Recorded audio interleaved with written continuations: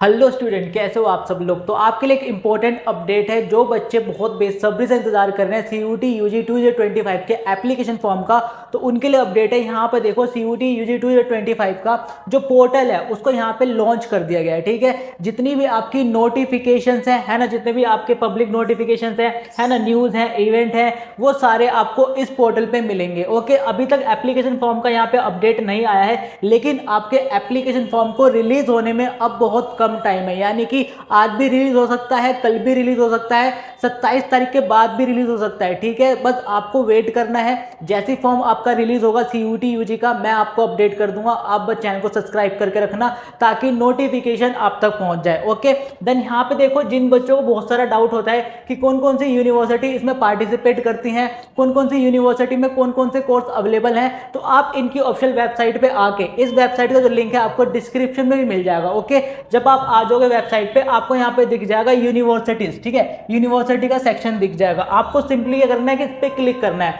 जब आप क्लिक करोगे आपके सामने एक न्यू इंटरफेस आएगा। यू कैन सी कि यहाँ पे जितनी भी यूनिवर्सिटीज पार्टिसिपेट करती हैं CUET में, उनके सबके नेम आ जाएंगे। ठीक है, आपकी सेंट्रल यूनिवर्सिटीज के नेम आ जाएंगे, आपकी स्टेट यूनिवर्सिटीज के नेम आ जाएंगे, आपकी डीम्ड यूनिवर्सिटी के नेम आ जाएंगे, और बाकी जो प्राइवेट यूनिवर्सिटीज रहती है और जो गवर्नमेंट इंस्टीट्यूट्स होते हैं उनके नेम यहाँ पे आपके आ जाएंगे। ठीक है, फॉर एग्जाम्पल किसी बच्चे को दिल्ली यूनिवर्सिटी का देखना है कि दिल्ली यूनिवर्सिटी में कौन कौन से कोर्स ऑफर किए जा रहे हैं, किन किन कोर्सेज में वो एडमिशन ले सकता है, क्या एलिजिबिलिटी क्राइटेरिया है। तो सिंपल सा वो क्या करेगा कि वो सेंट्रल यूनिवर्सिटी को ढूंढेगा। सेंट्रल यूनिवर्सिटी है दिल्ली यूनिवर्सिटी। ठीक है, तो आपको सिंपली यहाँ पे सेंट्रल यूनिवर्सिटी वाले सेक्शन में ढूंढना है कि दिल्ली यूनिवर्सिटी का है। मैं आपको दिखा देता हूँ एक बार कि दिल्ली यूनिवर्सिटी का है। तो यहाँ पर देखिए, एक सेकेंड, देखो ये आ गई आपकी यूनिवर्सिटी ऑफ दिल्ली। आपको सिंपल सा इस पर क्लिक करना है। जैसे आप क्लिक करोगे आपके सामने एक न्यू इंटरफेस आएगा।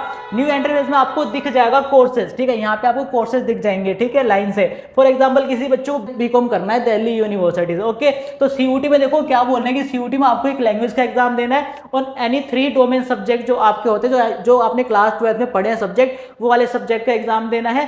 ठीक है, यानी कि यहाँ पे आपको जो है एक तो लैंग्वेज का एग्जाम देना है। मैं आपको बता देता हूँ, एक language exam plus 3 domain. 3 domain कौन से आपके, जो आपने क्लास 12 में पढ़े हैं। ठीक है, फॉर एग्जाम्पल आपने पढ़ा होगा क्लास 12 में मैथ्स, है ना, मैथ्स का एग्जाम देना है, अकाउंट्स का एग्जाम देना है ना, BST का एग्जाम देना है ना, और आप जो यहाँ पे इकोनॉमिक्स का भी एग्जाम दे सकते हो, है ना।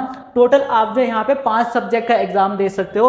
बट यहाँ पे क्या मांग रहे हैं, सिर्फ आपसे 4 ही सब्जेक्ट मांग रहे हैं, तो आप 4 सब्जेक्ट का एग्जाम दे देना। ओके, समझ गए। उसके बाद आपको यहाँ पे एलिजिबिलिटी क्राइटेरिया दी जाएगी कि क्लास 12 में आपके कितने % मार्क्स होने चाहिए, CUET में आपको कौन कौन से सब्जेक्ट की रिक्वायरमेंट पढ़ने वाली है। ठीक है, तो ये सारी चीजें आपको दिख जाएंगी। ठीक है, ऐसी एक और यूनिवर्सिटी का मैं आपको दिखा देता हूँ फिर से, ताकि आपका एक डाउट और क्लियर हो जाए। फॉर एग्जाम्पल आपका यहाँ पे एक और यूनिवर्सिटी थी, बाबा साहेब भीमराव अम्बेडकर यूनिवर्सिटी, यहाँ पे होगी जरूर। देखो ये रही बाबा साहेब भीमराव अम्बेडकर यूनिवर्सिटी।